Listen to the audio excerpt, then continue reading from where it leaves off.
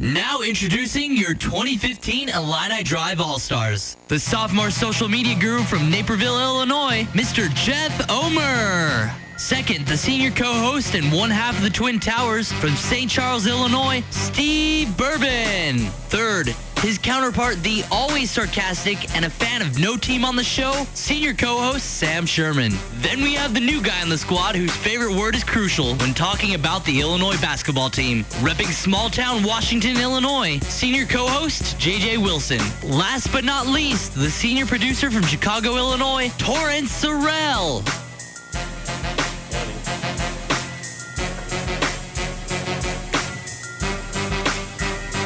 Hello and welcome to Illini Drive here on 107.1 WPGU. I'm your host, Sam Sherman.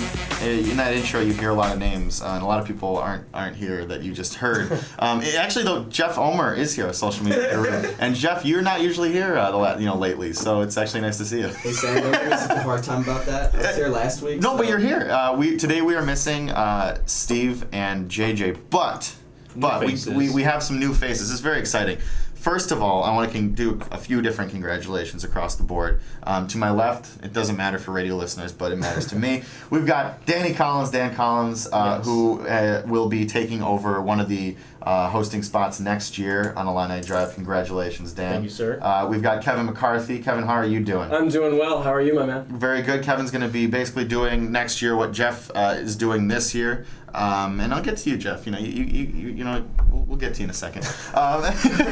And so congratulations, Kevin. You're going to be running the social media next year for the Illini Drive. And then, of course, we've got Brett Lerner across from me who will be also hosting on Illini Drive. So while we don't have a lot of the people, well, actually we don't have 2/3 of, the main host here. We've got the replacements, the people who are going to be coming next year. And, of course, congratulations to Brett. Jeez. You did that right again. I'm flattered. Yeah, I know. I had to.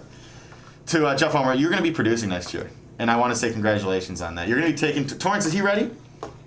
He's not ready. I don't think Torrance is ready. No, yeah, no one's really ready for this. I'm definitely not ready for it. I was calling you Brett, for example, and Brett is across from me. There's so many new names in here; it's hard to keep track. But this is Illini Drive once again on WPGU 107.1. Forgot about me. I'm the veteran. Well, no, of course we have. I know you're right. So I was kind of going around, and then Torrance Sorrell, who's my guy. It's interesting. We're both graduating very soon here from the University of Illinois, and I know we don't like to talk about how we're students and remind people, but we are, and I think we do a good show here, students or not. And I think that you've been my guy from the start. Day one. We've been working together before Illini Drive, so we will be gone, but the new guys will be taking over, and you'll hear a lot from them today, as they are my co-hosts today. As Torrance played in the intro, so many things happened. Busy weekend. Yeah, in fact, so many things happened that when we were doing the rundown of the stuff, you guys were probably thinking I was dumb because I kind of left out a lot of those things. But it's okay, because we've got our first segment, which I wanted to talk about. We could get to a few things in the first segment. One thing I really want to talk about, I'm a big White Sox fan. Steve, who usually would be here and telling me not to talk about baseball, isn't here. So guess what, Steve? I'm talking baseball. So we're going to talk a little bit about the White Sox, but more specifically, lately, Robin Ventura has been sort of struggling. But the question is it Robin Ventura who's been struggling, or his players? Because in baseball, I think a question that's brought up often is what's the importance of the manager in Major League Baseball? We're going to talk about that first, and then.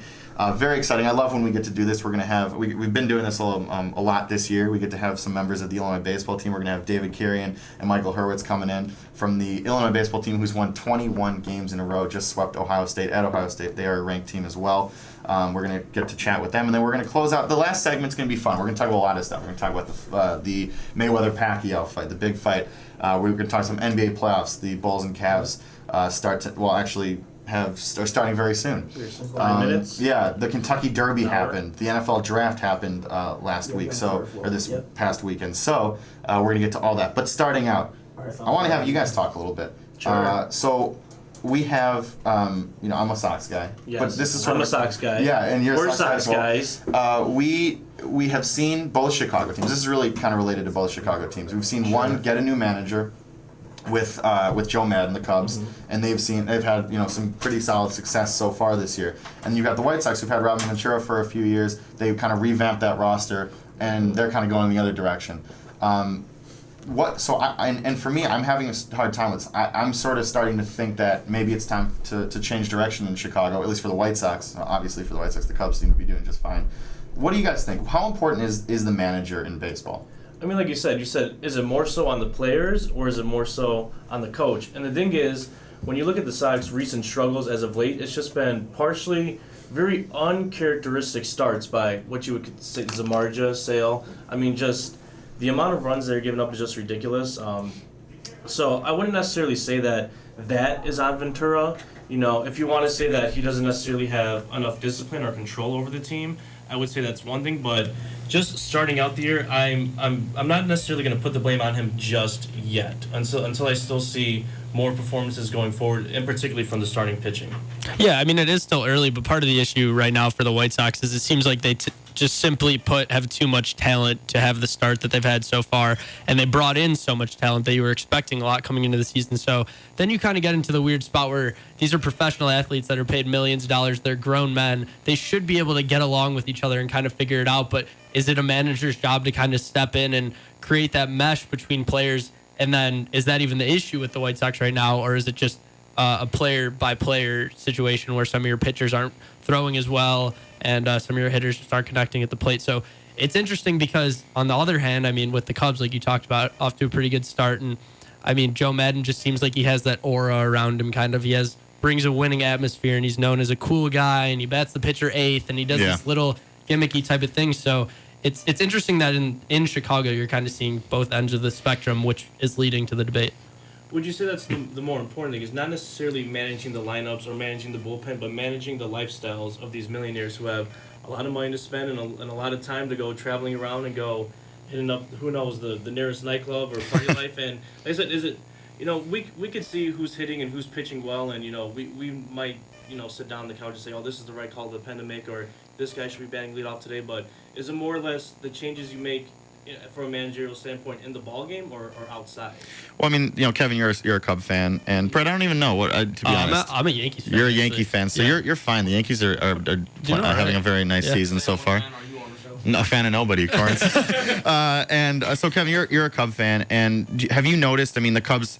This is not even. This is needless to say, but they've been dreadful throughout the years, throughout your lifetime. Really? I had no idea. You had to bring that up again. But this year, they've been playing very well. I happen to think that after this upcoming series against the 4-game series. For the Cardinals. So after it'll be the Cubs will be one game under 500. But the point is, have you they have had success? I mean, that's and a lot more than they've had in the past, at least this early on, and there's a lot of excitement in Chicago. So with that being said, have you noticed, like, this, just as a fan, like the culture change or this because of Madden? Do you think that, or how much do you think they can attribute to him? I think you mentioned the perfect word, which I was going to say earlier. It's a culture shift, and Joe Madden keeps talking about that, how he wants to make winning a culture in Chicago for the Cubs. And one thing that he's been doing is like disco parties after wins and things like that, because he wants to make winning fun, and he wants it to happen all the time. It's like, hey, we win, we're going to have fun with it, and then we're going to go out and we're going to do the same thing tomorrow. And it's that type of energy that Joe Madden brings, and Brett kind of touched on it. And he's a cool guy, and players love playing for him. And you saw the transformation in Tampa Bay, which is not as long of a story of failure as the Cubs, but for a short term, the Tampa Bay Devil Rays and then the Rays were also a very bad team, and then he took them from being a 60-win team to a 100-win team in a season. Now, is he going to do that this year with this Cubs team? No, but you see that nucleus of young talent that he's starting to really develop, and he's creating that culture that you mentioned of winning, and I think it's only a matter of time before Joe Madden takes this Cubs team to a place that hasn't been in 105 years. I mean, because with the White Sox, I kind of see where I don't know. I'm still kind of in the middle here. I don't know the importance of the manager, and of course you can get on probably all the analytics and talk specifically about all that kind of stuff. But just as a fan and seeing how the White Sox have really underperformed this year, and you wonder, because you're seeing a lot of the same mistakes that have happened under Ventura, since he's been in Chicago. And one of the things I've really liked, or I've heard one of the opinions, is that it's whether or not you whether or not Ventura is the problem, by firing him, what are you actually hurting? So if you bring someone in and it becomes, and there's still problems, then there's still problems, and there were problems when Ventura was here. But if you bring someone in and something changes, even if it wasn't the biggest difference, why not try something new? So I don't know. Well, I think you're getting close to that point, because it's getting to the point where it's just going to be frustrating, because the White Sox have too much talent and recently paid for too much talent to be having the minimal amount of success that they're having at this point. So I think it's really early in the season still relative to the 162 games, but it is getting to the point where if you change something, how much worse can it get? Exactly. I don't know if that's the way a GM wants to look at his team, but it gets to be the realistic perspective at a point where Samardzija is going to keep getting hit, and whoever you're looking at specifically, but things might not get worse regardless of what you change, so you might as well try a change. And why wait any longer is kind of my opinion on it, because you look at what the Brewers just did, and I mean... The pressure is kind of off the White Sox if they're going to make an early season change. Yeah, the Brewers did it. They brought in Craig Counsell, and so I don't know who's out there, which is another thing you certainly have to evaluate, but the White Sox know who's out there, and that's something that you absolutely have to consider with the way I think that the White Sox have started. Not only that, but as Brett alluded to, on paper, they're supposed to be doing a lot better. So I guess you could say if they want just that wake-up call, like you said, it can only go downhill from here, as it seems. I know it's still early in the season, but if you want to maybe perhaps wake the team up, then maybe firing Robin Ventura could do that. Shake things up a little bit. This is serious, and this is what we mean. We're going to bring a new face in here, and he's going to change things up. And something that's kind of bothered me is you're seeing a lot of stories coming out about players. Jose Abreu did it. Jeff Samardzija did it today. Jose Abreu did it last week, sort of voicing their support for Ventura.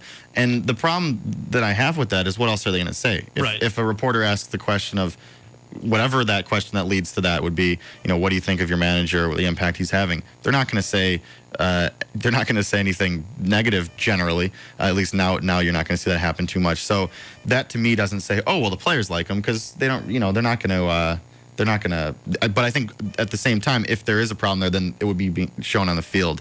Guys like Adam Eaton, who had a very nice season for the White Sox last year, has come out this year and just made some dumb play. Not only is he not doing anything to the plate, he's kind of doing a lot of the same stuff in the field. Putting himself out there, getting. He's been out with the flu, but I'm thinking that's more of a benching for some really poor play. You're seeing some guys who have been consistent in the past sort of decline this season a little bit. That being said, there's also some issues. This is where maybe some pressure gets off of Ventura.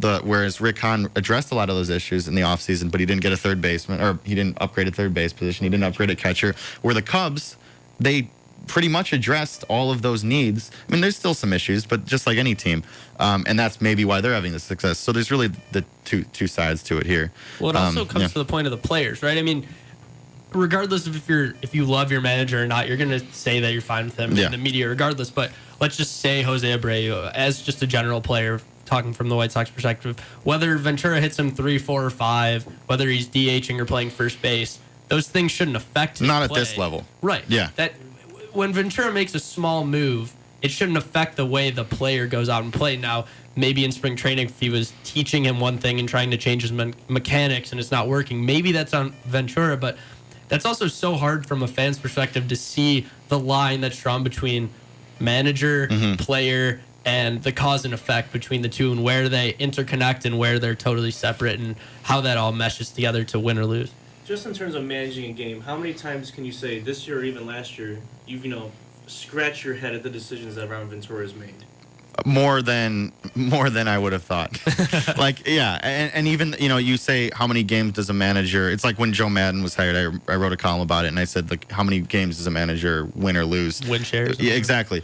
But I can think many times where Robin Ventura did something or didn't do something that, and I just sort of thought, well, I don't know if he lost the game, but he certainly didn't help them to win it.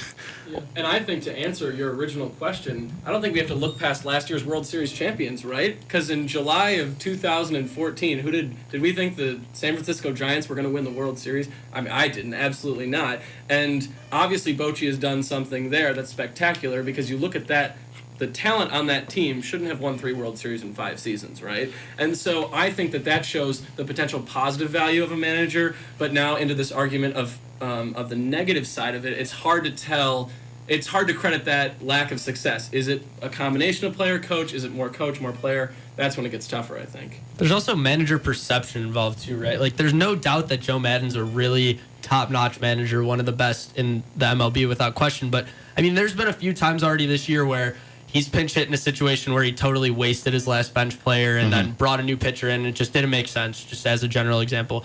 And these guys are going to make mistakes, and the only time you really tend to notice a manager for the most part is with their mistakes. So with a guy like Joe Maddon, you see a mistake, and it's one at bat over the course of 162 games. Let it go. He's doing a lot of good for the team. This is Ventura's first stint as a manager in the MLB. His mistakes are going to be much more magnified, and now that he has the talent to win, if he's not winning, that's going to get more magnified. So if he doesn't have that positive perception to start with, you're falling so far behind as a manager, just to start with in general. Of course, you're a Yankee fan, so you're seeing a team that, and I think this is maybe in the argument a little bit for the importance of the manager. You see a guy like Joe Girardi who the Yankees, whether it's the Alex Rodriguez drama or all this kind of stuff that's been going on, that's to me a roster that has talented pieces, but it doesn't seem like a team that really could mesh together. Yet you see now they've got one of the better records in baseball, and it looks like they've been doing just fine. Yeah, they've won 10 out of their last 12. They just swept Boston. And it is interesting. I mean, Joe Girardi has won a World Series, and he has been a pretty solid manager from an outside perspective as a fan that watches a pretty good amount of games. But it's also interesting talking about Ventura and Girardi. It's kind of all across sports, but in the MLB now, it's kind of looking like teams are starting to make that shift where they're starting to hire more recently retired players. The manager, like Kevin mentioned, Craig Counsell just got hired by the Brewers. Ventura was a recently retired player. Girardi was a longtime MLB player. So that kind of gets into it too. Shouldn't a guy like Ventura be more relatable to these players? You'd think so. And be more likely to be the type of guy that can mesh players together? There's things like that. One of the criticisms for Robin Ventura is he'll never freak out. You don't see him get really emotional. And I think this doesn't go for every former really player. Well, yeah, he doesn't. He doesn't have a lot to say. But I think that what that probably might have something to do with is the fact that he was a recent, relatively recent former player. And if you're a player, or if you played for a long time, you get that mentality of a ball player. You don't get too high, too low, and if, you know that a baseball season's long. So you think maybe that's a good thing to not, you're not going to panic or anything like that. But the Sox just got swept in 4 games to the Twins, and so what's going on? That's kind of angry. Yeah. I think. You would think so. The front office was so scarred by Isaac Guillen that they had to go to the extreme opposite. No, you're right. Seems like. You're absolutely right. I think that's probably had a lot to do with it. But it's amazing that when Ozzie went out the door, just again from this fan's perspective, I know myself and a lot of other Sox fans today that I talked to at that time, it was like, it made sense. Ozzie got the World Series for them, but or he was the manager at the time that they won the World Series, but. It would seem like it was just time for him. And then when Ventura came in, he had a pretty solid first year, kind of fizzled out at the end, but it seemed like they maybe had a good guy in him. And now it's like, I kind of want some Ozzie Guillen back. Not necessarily Ozzie, but someone who's going to get a little emotional. So is it official? Is Robin Ventura on the Sam Sherman hot seat? He's on the hot seat. I think hot seat at this point. I think that it's not even really a question. I think of course he's on the hot seat when you have sort of when you're seeing the same mistakes and all that kind of stuff, whether or not it's something this is it's said a lot when you talk about manager talk, but you can't fire the team, right? But you can fire the coach or coaches. So I think that's what it comes down to, and I think that more than likely, unless the White Sox have some sort of a rebound, which might happen because they have the talent, or it seems like they have the talent. But I think around the All-Star break would be a good gauge about where this team's going and maybe that future, and they might decide then. Well, we're going to take a quick break, if we can. I know we're having some troubles with breaks before. Real quick, Bulls scored 21-8 Bulls. 21-8 Bulls. Wow. Interesting. Wow. No one get too excited. We can't root for anyone here. Don't get too high, too low if Robin Ventura. Yeah, exactly. Take that approach. We'll keep up the Bulls game is happening now. We will continue updating you on that score throughout the show. We're going to take a quick break, but when we return, we'll be talking with David Carrion and Michael Hurwitz from the Illinois baseball team.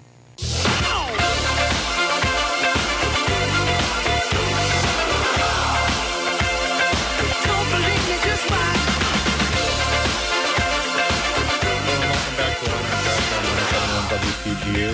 We have a very packed room right now. with all of the the hosts for the future. Of course, myself, host of the past and I guess present. And we got producers in here. We got social media guys. And of course, we have two members from the Illinois baseball team, David Carrion and Michael Hurwitz. Thanks so much for coming on, guys. Yeah, no problem, guys. Thank you. First, you guys are coming off of a really big sweep out at Ohio, in Columbus against Ohio State, a ranked team. You're on a 21-game winning streak. You're one of the most talked about teams in college baseball right now. I hate to just start it out with this. It's a pretty wide open question, but how's this been feeling? It's been feeling great so far. I mean, going back to the Lansing where we had our last loss, I mean, everything's just changed since then. Good attitude in the dugout, in the clubhouse. It's just been fun to play for the whole season. And same with you, would you say? Yeah. It is, yeah. So obviously, it's been throughout the year we've had Illinois players on in here, and it seems like one thing that's been pretty consistent is that chemistry has been such a big part of this year's team. And not to say that teams that you guys have been on in the past didn't have that, but has it been a little extra maybe this year just with all the success? Yeah, I would say so. I mean, when you win, obviously, it just makes the team a lot closer. I mean, today we sat in the outfield with all the position players in a circle and told stories for 10 minutes. I mean, it's different, but we're definitely a weird team, and we have a lot of fun. So. Yeah, we have a lot of different characters I think just mesh really well together. Like, nobody's the same, and everybody just goes out there and has fun. We had Naso and Milazzo in here, and Yep. they seemed like two of those guys that probably continue that, or keep that chemistry together in some ways, or I don't know. I guess it probably depends on the day. So with obviously, you guys I think are up to six in the nation now, depending on the the poll that you're looking at, and does that stuff with? I mean, there's been a lot of national attention. I mean, I'm sure I don't know how much you guys are seeing that. I'm sure there's got to be some of it, but we see all that stuff, and has that been a? I guess you have to be proud with what you've done to this point, but has that been at all? I don't want to call it a distraction, but how do you sort of stay humble in a way and not think too much about that? Well, we all know the rankings and everything come out on Monday, so everybody's excited to see where we are. But once we get the rankings and find out where we are, we just try to move on to the next game. And that's how it's been this whole season. We're expecting to get moved up, and then once they do, we see it, and then, just move on to the next game. Yeah, I mean, we think that we can compete with any team in the nation and that we deserve to be there, so just kind of go out and play. You guys are obviously having a lot of fun with this, but is the pressure on now to keep the streak going? I don't feel any pressure right now. If we would have felt pressure, it probably would have been a couple of games ago, but somehow we just keep winning. We just go out there, play hard. Whenever we're losing during the game, we know that we still have a chance to come back with our great pitching staff and hitters. We know we're never out of the game, no matter who's on the mound. Kind of touching on that, what you just said about how if you're losing, you feel like you're not out of a game. Has that sort of been the case now, where if you go down in a game early or at any point, it seemed like lately, where you don't really have that sense of worry because it's like, well, you've won all these games in a row. It seems like things have really been falling into place. Yeah, I saw that we had 19 comebacks so far this year, so I think it's just our mentality that we have. We know that we're never out of a game no matter what the score is, and I mean, we're able to keep it going. And before the season started out, did you guys ever think that this team could be this good? What were the realistic expectations, I guess? Realistically, we knew with our we knew our pitching staff was going to be awesome. Offensively, we didn't know what was going to happen, but both have clicked really well. Both have performed outstanding. So we knew it was going to be good, but maybe not this good, but we knew we would have a chance to do great things. And then this past weekend, like we talked about, you guys swept Ohio State on the road. They were a top 25 team also, so obviously you already had a huge winning streak coming in, but do you think this series specifically kind of made a statement on more of like the national level, beating another top 25 team on the road? Yeah, I know there's a lot of talk about that going into that season going into this series about two top 25 teams and how we were going to react to it. But on the road against a great Ohio State team, they played well, but I mean, we just took advantage of their mistakes and pitched really well. So with the streak and all this kind of stuff, and again we've had players on all year, and one of the things that we've as this streak has been going on, it seems like it's really been forever at this point. I mean, maybe it's flying by for you guys, which is a good thing, I'll say. But with that kind of being said, we've been sort of asking you guys what with the other major sports here not performing as well, just specifically football and basketball. Why can't Illinois be a baseball school?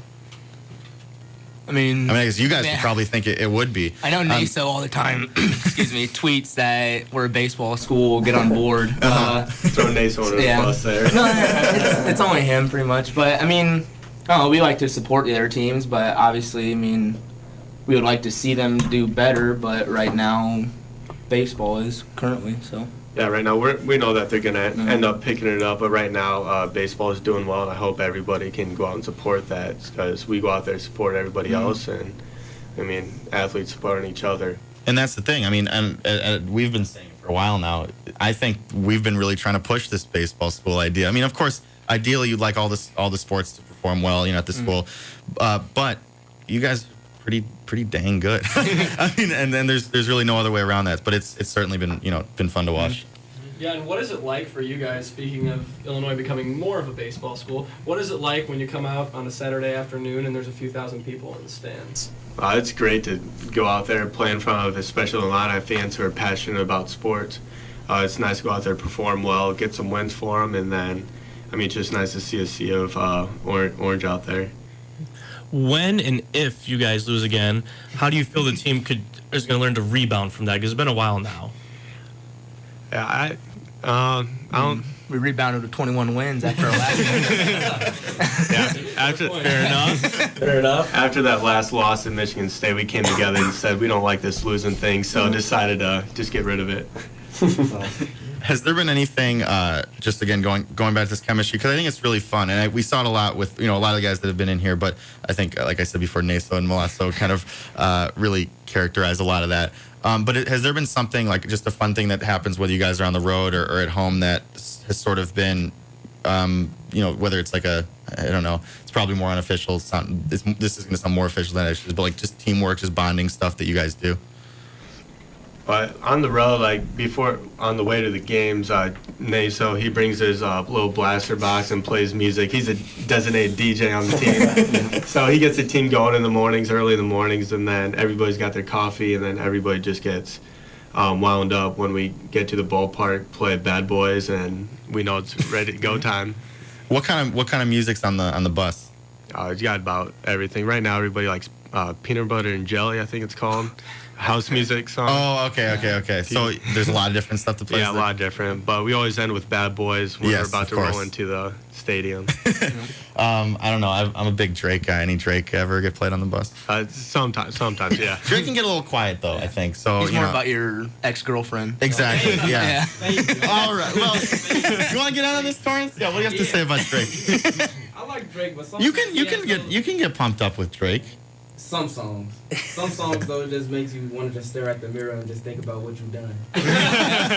Well, what do you guys think? Like, and I mean, because obviously music is a part of your kind of the team's culture and listening to all this stuff. Is there a difference? This is gonna sound like kind of a silly question, but seriously, like if you listen to a song, before you go down in the field or just kind of when you're warming up, do you ever see a difference with that, or just kind of getting you amped up, or is it more just personal? I mean, we have a dance party before we go out There's me, Fletch, Trevor Murphy, a few other guys have a dance party before we go out to the field before games. So. You shouldn't have said that because this is what's the rest of the. Yeah. So who's got the best dance now? Best dance moves. Yeah, you can't just drop that. Yeah. So let's hear it. I mean, like who is someone out there that really takes that pretty seriously? Who's the best dancer? Man. I mean, Fletcher he tries to get down with it, but I mean, he does all right with the house music stuff. But shoot, Josh Ferry when he's on the dance floor, he's got some good moves. Yeah, I love that. I mean, I'm a big dancing fan. Sam is about to propose a dance off right now. Yeah. I would love to see something like that. We were talking in the segment before you guys came on about. Like with all, I don't know, are you guys Chicago baseball fans and all any of the pro teams in Chicago? Cardinals. Oh, Cardinals. Okay. I think you're gonna get a nice sweep against the Cubs coming up. White Sox fan. Take it for what it's worth. And what would anything? I'm from the middle of nowhere, so I don't really have a favorite team. So I guess like, but either way, obviously, I'm a Sox fan. Not obviously, I'm a Sox fan, but in fact, I'm wearing red right now, so I could be a lot of different things. But we were talking about the importance of managers in baseball. I mean, you see it more clearly in other sports, maybe like what the coaches sort of do.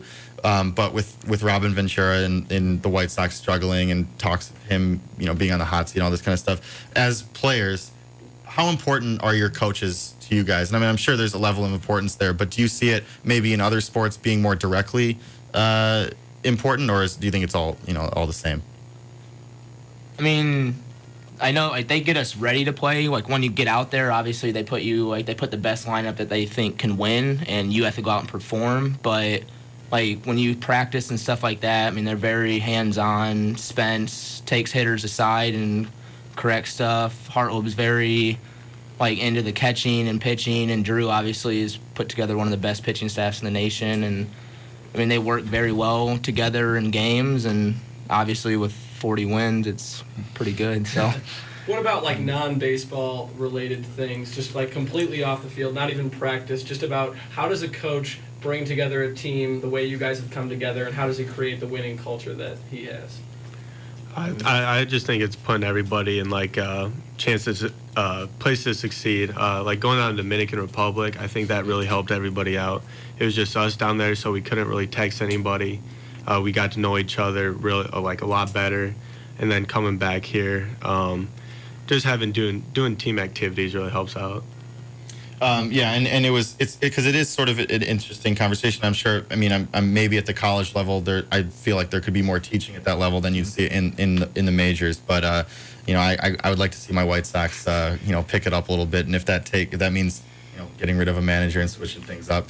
But do you think that a lot of it has to just do with, of course, the coaches are there for they have their purpose and everything. But how much of it do you think needs to come from the player? And of course, in the major leagues, we see these players getting paid millions and millions of dollars.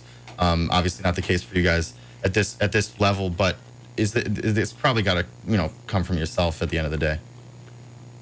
I mean, I guess a lot of it does, but I mean, there's a lot of stuff in games where you have a swing and you just can't feel the adjustment that you need to make, and a coach can make it for you. And I mean, I've seen Hartleb do that many times this year with Reed and Ryan and a few other guys, and then the next AB they get a hit. And I mean, I feel like some of that's on the player, but some of it's also on the suggestion that coach makes. So. Mm-hmm. I've kind of been talking a lot. Do you guys have anything to say? Yeah. The pitching staff has been awesome. But is there anybody in particular at practice you just own? Can you take a J fastball just right out the park? I tend to hit Tyler J pretty well. I'll put that on record right now. Yeah, we were recording it in multiple places here. He'll tell you, but Tyler's been a great pitcher. I mean, they're all great pitchers, but when you see them so many times a year, you start to know their tendencies and everything. So, well, this is what you have to do. You have to go to all the scouts that have been at the games and be like, "Hey, Tyler, I hit him really well." Yeah. You're looking at the wrong guy. Yeah. So with the pitching staff, really all around, you guys have been very impressive. But with the pitching staff, have you guys sort of, even though you're a part of it, part of the team, have you been able to sort of sit back at any point, even if that's not the right way of putting it, and just sort of enjoy the ride, or is it you're kind of locked in now? I feel like just locked in and trying to enjoy the ride as it comes. It's gone by so quick so far, all these games. But just take a minute, look at what we've done so far, and then just know that we have a long road ahead of us to get where we want to go.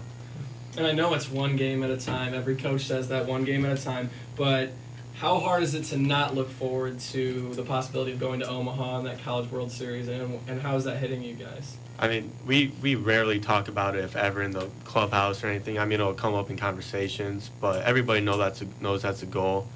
But I mean, there's steps to take to get there, and we know anybody. I mean, could beat anybody on a given day. So, I mean, it's baseball, so you just gotta go out there and play the game. Is there any specific team goals written down that have been discussed, or is that just kind of you guys all know, but we're not going to talk about it? Yeah, it's something like that. Yeah, we all know about it, but I mean, yeah, coaches give us some goals. Just day-to-day goals, and then week-to-week, on the upcoming team. So, yeah, just sticking to the next game. to piggyback off that, like you said in the beginning of the year, you kind of had expectations, but you would consider yourself exceeding those expectations. So now that there are new goals with this team, with those new goals, are there also higher expectations now? I think it's just taking what we started with at the beginning and then not trying to set too high of goals right now, because right now we're on a good streak, obviously, and then it's been working for us. So we're probably not going to change anything. What does your team's success this season say about the growth of Big Ten baseball just in general? Because there's probably a bunch of college baseball reporters, national followers around the world that talk about how the Big Ten isn't as strong nationally compared to other conferences. What would you guys have to say about not only your team, but the rest of the Big Ten? I mean, good conference. We have, I think right now there's 4 or 5 teams that could make the NCAA tournament or in at least talks to make the NCAA tournament, and that'll be the most ever for the conference. And I mean, you always hear how Southern baseball is better, but right now, hopefully the North can take over. Yeah, right now, like Indiana just swept at Maryland, which was a big series. So the Big Ten's just beating up on each other right now. Anybody can beat anybody, and it'll be a good Big Ten tournament for us. And that's the thing. I think like any doubters, I guess, can just look at the look at the standings and see where everything is. Well, then, David, speaking of the Big Ten, you're recently named Big Ten Player of the Week. You had a huge weekend in Columbus. I mean, what does something like that mean to you, and how cool is that after having such a big weekend? It's pretty cool. I mean, to get recognized for that award with all the great players in the Big Ten Conference, and then our hitting was unbelievable this weekend. Everybody did well. So, I mean, it's a team award right there. But it's just cool to get recognized. And, I mean, back-to-back with Casey Fletcher last week. I mean, Illini are rolling right now. Well, David and Michael, thank you so much for coming on. Again, Illinois baseball is on a 21-game winning streak, and you guys have just been, on fire, and we're all watching and I think pulling for you guys, obviously. And it's been fun to watch, and good luck on the rest of the season. Yeah, we appreciate it. Thank you. Thank you. Sorry. We will return on Illini Drive and talk about all of the sports things that we haven't talked about yet. Whether that's Kentucky Derby, the Pacquiao, Mayweather. Yeah, we're gonna get to everything when we return on WPGU 107.1. This is Jimmy Jackson. Join in for the Illini Drive, WPGU 107.1.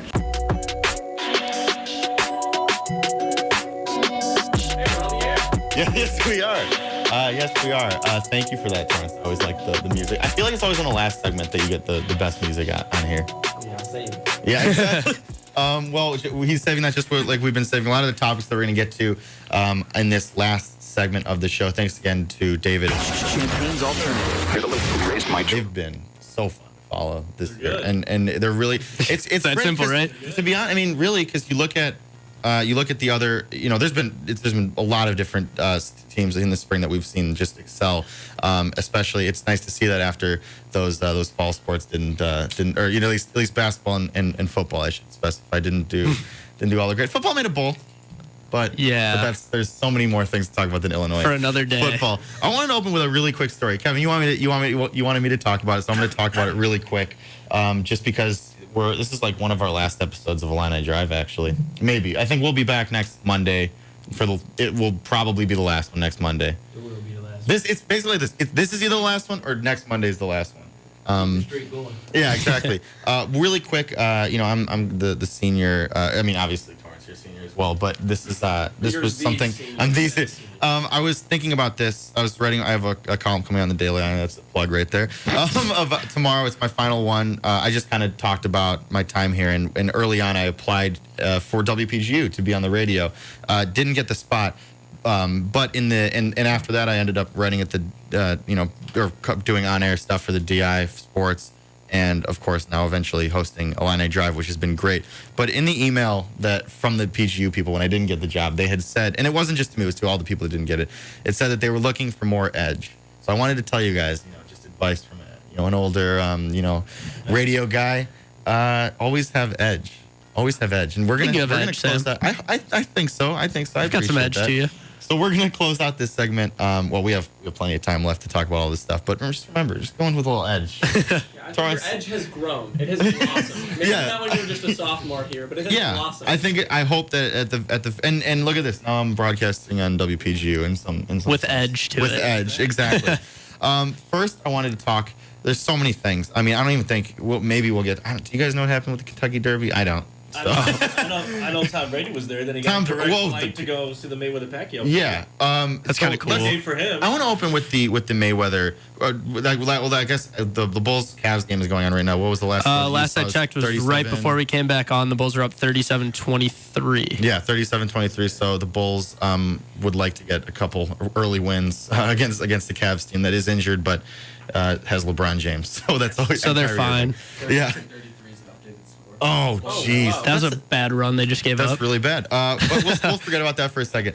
The big fight happened over the weekend. Pacquiao-Mayweather, the fight that was probably 5 years past. It would have been really interesting, but whatever, it happened. I was I was Team Pacquiao, Team Pac.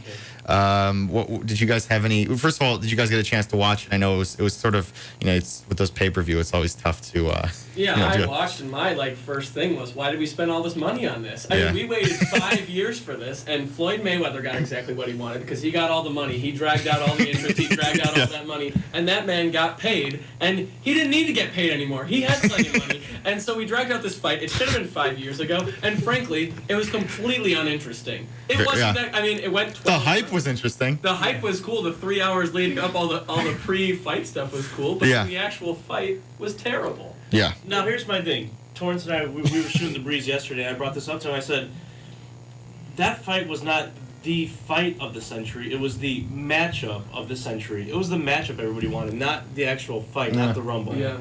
I mean, if you were expecting a brawl, were you expecting a brawl? Please tell me you weren't. No, I didn't think it was going to be that great, but I thought it was going to be better than that. I just looked at the names. I didn't actually think. Was you expecting a knockout? I thought Floyd Mayweather was going to knock him out, but I wanted Pacquiao. That's not his style. That's the thing. I don't watch any boxing, but obviously I tuned into this. I was very interested in all the storylines and all that kind of stuff. And what I found out after, I saw a lot of boxing fans and boxing reporters say, for the casual fan who watched that and thought it was boring, that's just why Floyd Mayweather is so good. But to that I say, doesn't mean it's not boring. Yeah, that's where I was too. I mean, I wanted Pacquiao to win, but I don't watch boxing. I wanted Pacquiao to win because of the person that Floyd Mayweather is, not because of boxing. Regardless, I had fun. I watched it in a room with a ton of people. It got rowdy, and it was the build-up that was fun. Right, it was fun, but yeah, I mean, I was impressed with how fast Floyd Mayweather was. Like, you hit him once and he's gone, or he's ties you up, and you kind of have to restart your whole approach. But he doesn't fight to entertain the novice spectator like me, which I don't blame him because he's trying to win and that's working. He hasn't lost. But for someone that's may never watch another boxing match again in my life, I didn't have that much fun. Yeah, and the thing was, everybody waited 5 years for it, and so even though we all knew that Mayweather was going to win and everything, you just wanted something. I just wanted one signature punch or something, so 20 years from now, I could tell my kids, oh, I remember the Mayweather-Pacquiao fight, and Mayweather came with this right hook and boom, but there was nothing. I mean, there was a couple of good punches, but there was no moment that you'll remember 5 years from now, or I even remember today. Torrance is ready. Torrance is beaming. He's ready to jump in. Torrance. You gotta think about it like this. That's better than say you go back in time. Think of the old Tyson fights. You pay all that money for Tyson to knock somebody out in 10 seconds. Fine, it's a knockout. Give me 10 seconds. You know what? It's not. What is? It's not like all those rounds of just seeing Floyd. At the very least, I understand that Mayweather threw at some point in that fight threw way more punches, or at least connected on way more punches. He did. More accuracy. It sure didn't seem like it, because what it seemed like what was happening was that, and again, this is from completely not a person who watches boxing, but it seemed like that Pacquiao was at the very least attempting some things, or trying some things, but then if you look at the scorecard after, and I don't know. Well, I was about to say the opposite, because besides my man Torrance over there, it sounds like, and this is probably the majority of the people, that they're kind of knocking Mayweather. When we're all saying he stuck to his style, they're all saying, well, we expected more exciting things from Mayweather, but shouldn't you be a little more disappointed that Pacquiao didn't go for more instead of Mayweather, who played his game? Well, I think that Pacquiao was plenty aggressive. He just couldn't hit the. Well, that's the thing. 17% of his punches. That's where they'd say, well, that's Mayweather's that good. Did he really go for it enough though? Well, Torrance, you're the money team. What were you satisfied with this fight? I mean, your guy won, but were you satisfied with getting there? Of course I wanted to see more. I'm not going to lie about that. But at the same time, like you guys alluded to, that's the way he fights. And Pacquiao he didn't really hit as much. That's what, like Dan was talking about that too, as far as statistics. I guess everybody wants to see an interesting fight, but at the same time, Pacquiao didn't really entertain as much because he didn't hit him. I guess everybody was expecting this rock'em sock'em robot fight. People's teeth is just getting knocked out, but it's a new age of boxing. It may not be the most interesting, but I mean that's just how it is now. Like Mike Tyson said, he said, well, obviously he doesn't really like Floyd Mayweather, but he actually said that he may be the best at this time. Well, my I don't want to sound childish here, but my issue essentially after I watched 12 rounds go by, I mean, I don't want to say I completely regretted pitching in my $5-10 whatever to watch the fight, but not to sound childish, but I have a hard time believing that there's a clear winner in a boxing match when neither guy is bleeding, neither guy is bruised. Good point. I don't need to see teeth flying around. I didn't need to see someone knocked out, but I just think it's pretty unconvincing when at the end both guys are standing upright, having full-on conversations. They're totally fine. They don't need trainers tending to them or anything. Yeah. I just think that kind of, and also, I don't know, it didn't feel like the full experience to me. I don't know if you guys I don't even need to see blood. I just need to be convinced that someone won. And if you looked at them after, you couldn't see that. He left with a smile. No man after. Well, he thought he won. Well, yeah. After a boxing match, should walk away smiling. Yeah. Well, yeah. $180 million for Mayweather and Pacquiao. $100 million to lose a fight. No, I don't even lose a fight for $100 million. I would do almost anything for $100 million. I think that one of the things that I was sort of, and then there was the bigger issue, and this is kind of what I had going to this fight, at least with the whole situation and with Floyd Mayweather, the out of the ring issues or whatever you want to call it, which there are, and that's where it came down to, like, and this happens all the time in sports. I mean, we've seen it in almost every sport where you can say this. Can you separate the fighter from the? It's kind of a bad example way to put it. From the guy that he is off of the out of the ring, which is obviously the domestic abuse problems and all those kinds of things. Can you separate those two things when you watch? And that goes really for any athlete, I guess. I mean, you're watching athletes for an entertaining purpose. So I think in that sense you automatically separate yourself. I mean, I don't really know if it's... I mean, are you watching Mayweather the person, or are you watching Mayweather the entertainer? That's true. I mean, it's tough to say because, like, so when the Bears signed Ray McDonald from the 49ers, in my head I was like, I don't like that. I mean, I don't like what this guy stands for. I consider myself like a decent, ethical person, whatever, not to put myself on a pedestal, but I don't like what he did. But at the same time, if he comes in and on 3rd and long in the 4th quarter and gets a sack for the Bears next season to seal a victory, I'll be happy. And then maybe after the fact, it'll creep back into my mind. But the other day, I'm watching the Yankees game. Alex Rodriguez comes in to pinch hit, and he hits number 660. And it put the Yankees up 3-2 in the 8th inning. And I was ecstatic. I wanted the Yankees to win. And then after that, I was like, well, I mean, Alex Rodriguez didn't do this naturally. He didn't do it the right way, this and that. But in the moment, as a fan, I wanted my team to win, and he helped my team win. So I was happy he hit a home run.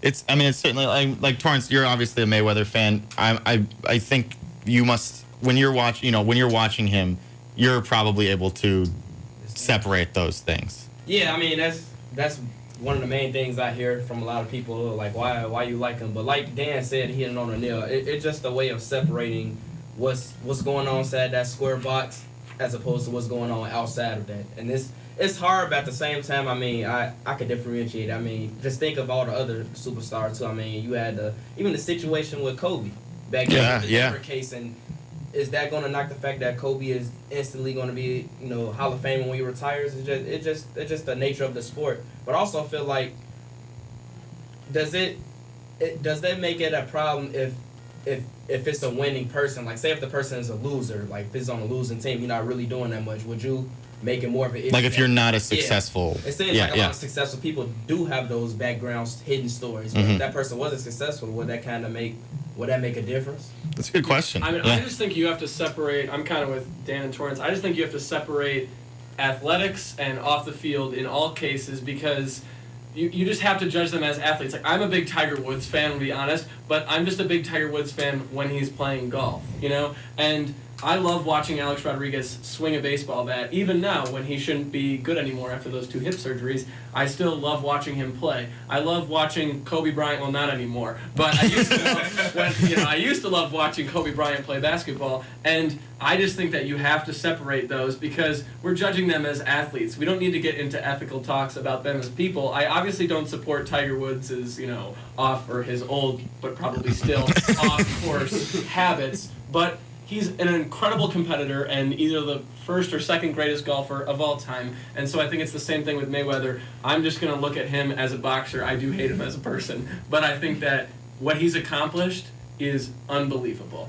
He's never lost before. So. Well, with what Torrin said, too, it gets interesting because of the fact that would I be more willing to look past a mistake that Kobe Bryant made as opposed to the Lakers' third-string center that's the last guy on the bench? Yeah, of course. I want Kobe on the court. Yeah. And if my team cuts their third-string center and puts another guy in a warm-up to sit there for 48 minutes a night, I don't care because it's not affecting my team. So it goes back to the whole fact of, as a sports fan, you want your team to do well and you want to be entertained. But then if you want to look at the other side of it, I mean, that's the only profession in the world where your personal life isn't going to affect your ability, or not your ability, but your ability to hold a job. Yeah. I mean, if you're working at a desk job or whatever it is, and you do some of the things that these guys did, you'd be fired the next day without a doubt, as opposed to entering an arena of 25,000 people to a standing ovation. And it's like, I mean, it's sort of like, this is sort of a strange way to, the analogy here, but obviously with Ray McDonald, if he comes in and he's bad, you just cut him. You cut him. Whereas Chris Conti, and I'm going to bring up Chris Conti. I'll bring him up here for years. Can we not talk about Chris Conti? No, I want to bring him up here because Chris Conti is a bad football player. Yeah, he's not good. He's I should say this, he's a good football player at some point, but not in the NFL. Yeah. And he didn't, off the field, at least to my knowledge, unless I'm missing something glaring here, he didn't really, there's nothing wrong. He's just a guy. But bad football player. And so it was hard to say. But now with McDonald, though, because of his off the field stuff, if he doesn't perform well, like you said, and I agree, I'm with you, you let him go. You're not going to take a guy with that history, but it really just comes down to the success. Whereas, even though I think that there's been plenty of times that Bears fans would have been completely okay with Chris Conti, with Chris Conti leaving. I guess so, but the biggest disappointment for me really just comes down to the fact that the fight. I mean, believe me, I have opinions with Floyd Mayweather out of the ring, and I think that there's a lot of issues with how a lot of that stuff was handled. But it's also hard to say, or it's hard to be surprised with a lot of this stuff when a guy is making $180 million from a fight and makes the Las Vegas as much money as as they get from that. He's got a lot of power, and with that comes some, I think, dark things. But I would have liked to see a better fight. Yeah. Like we talked about, entertainers. I would have liked to have been more entertained than I was. As much as we want to talk about the issues leading up to it, it was all about entertainment, and it was moderately entertaining. The part that really got me going at the very beginning was the fact that Floyd Mayweather walked out with the Burger King. I was so confused. I've never seen anything Jimmy like that. Kimmel with Pacquiao. Yeah, which was great. I did love that the Burger King was in front of just. Well, that was well deserved. Yes. And I read today that apparently Burger King paid like $1 million for that. So good job, Floyd, to get a company to pay $1 million to have a mascot walk behind you. I mean, everybody noticed it. You didn't miss that. Yeah, well, I was so confused. I was like, is that the king? And then they came back. I was like, it is the king. What's going on? Torrance, do you think that Floyd Mayweather in some way, because when he won, I don't watch a lot of boxing, so I don't know if this is just a thing that you do, but when he went up on the ropes. He's kind of yelling out to the crowd and all that kind of stuff. Do you think that in some ways he embraces, and he walks out Justin Bieber? I think he has to embrace it, right? Like, how can you keep winning if you let that stuff affect you? So do you? I think it must just his image. Well, also, I mean, if you're getting paid over $100 million to win or lose a fight to begin with, you got to have some kind of chip on your shoulder to motivate you besides just the money.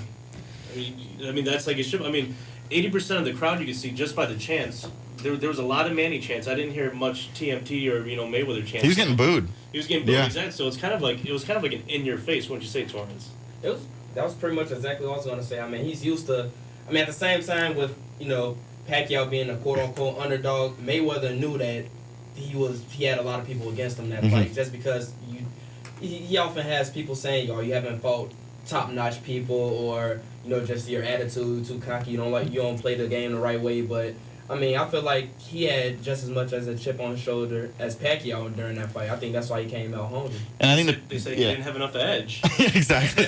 I think, and the thing that people also need to remember, that I was reminded of kind of watching all this pre-fight stuff for as much time since the fight was announced to now. These guys' jobs are not just boxers; it's also they're promoting. I mean, they have promoters, but they're a big part of that too. You have to build up. You have to earn the money that you're going to make, and have all these people get the pay-per-view and go out to the bars and whatever they're going to do, and show up to the event, of course. And I think that this was one that really could sell itself, and I think that's why Floyd Mayweather was not doing his, I think, typical stuff leading up to this fight. He was a little bit quieter because he knew that this, no matter what, people are going to want to see this. Yeah, we'd already waited 5 years, and that's exactly what he wanted, because he drew out everybody's interest, which made him make a lot more money. And that's why I keep saying this, too, to my friends, is like, there was no loser in this fight, because they both made more money than any of us could ever even think about. Imagine that feeling of like you just got in a fight, like you're not really hurt at all because either one seemed to touch each other very well. And it's like, oh yeah, 180 million and whatever Pacquiao made, which was a lot too. Plus pay-per-view money. Plus all that stuff. Which was insane, and the because Burger King money. Hey, it's an extra $1 million. Just throw it on top. It's like another drop in the ocean at this point. I wonder what he made. The guy, the king. What do you I wonder who it was. Do you think they just chose like their best mascot? Probably. Or did they put a celebrity in there and we still don't know that, like Bradley Cooper was the king or something? Like, who knows? Yeah, we will never know. So that's just about gonna wrap it up. There was still stuff that we weren't able to get to today, but that's just how it is here on Illini Drive. You get you have so much time to talk about so many things, but I think this was a fun one, and I want to say thank you to the new guys, to Dan, Kevin, Brett, and Jeff, who you're not new, but you're gonna be on this. You're gonna be here next year.